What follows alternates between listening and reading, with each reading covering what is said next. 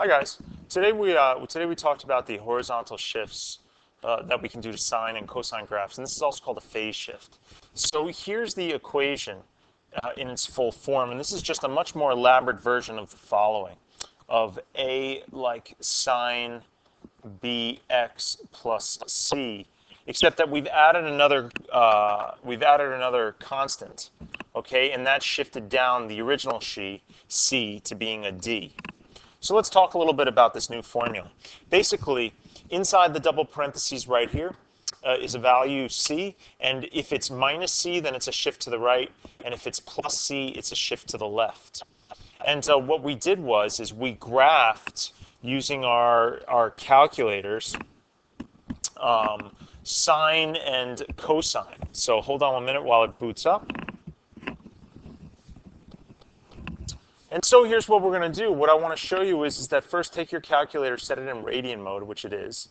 Then we're going to adjust our window. We're going to make our min 0, our maximum 2 pi. Our scaling, we're going to scale it by pi divided by 2.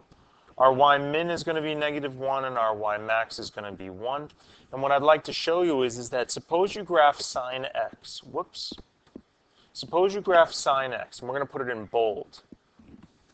Okay. Then basically sine of x, whoops, sorry about that,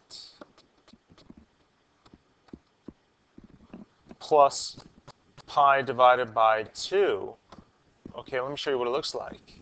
Here's the original sine graph. And then here's the graph of sine x plus pi over 2. It's been shifted. And notice it looks like a cosine graph. And that's because sine and cosine are very intimately related. They actually are the same curve. One is just shifted to the right or to the left a little bit of the other. And so let's go on to our next thing. We talked about what kind of shifts were taking place when we were given equations, like this one right here, number 1.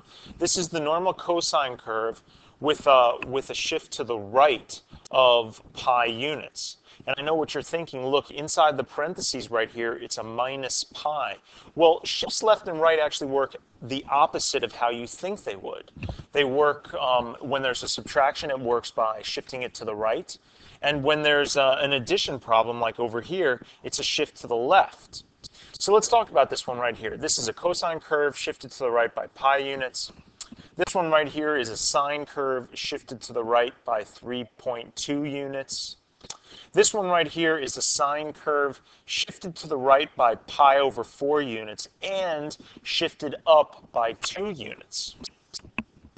Number 4, this one, it has, you could do it 2 different ways. Take a look. The numbers in the front just mean an amplitude of 3. This one, they've both been shifted to the left, to the right. No, they've been shifted to the left because it's plus by 2 units. And finally, this guy over here, this is a sine curve with a frequency of 3, but it has been shifted to the right by pi units. Then finally, we talked about complicated formulas and breaking them up into that original equation with a, b, c, and d.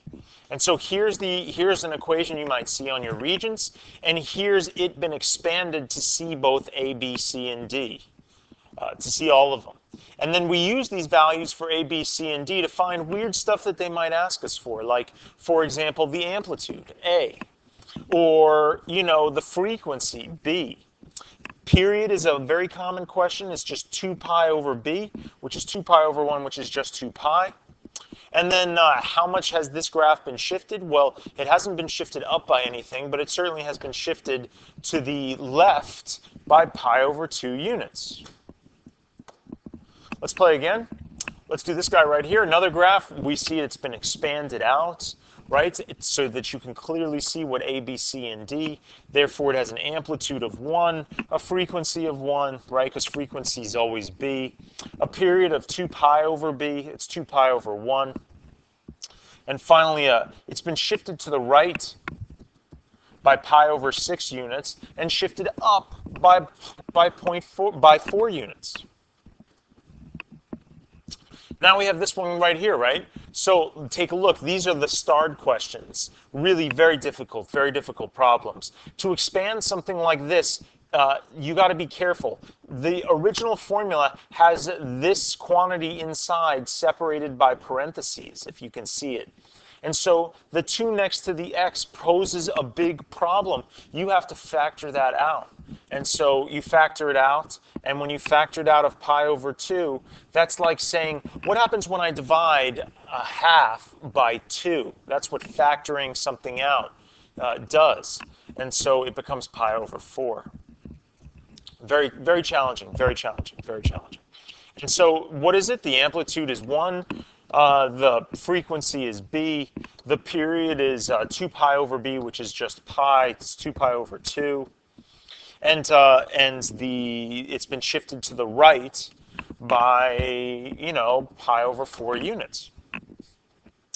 Let's also do it again one more time. Very difficult problem. You can see here is the original, and here is that original in expanded form. I factored out a third from each one of these, and that's what I got. The amplitude is just a half. The frequency is a third. The period is 2 pi over b. That's 2 pi over a third. That's 6 pi. And then finally, it's been shifted to the right because it's a minus sign by 3 pi units. And that's all we had for today, and I hope you enjoyed it. Thank you.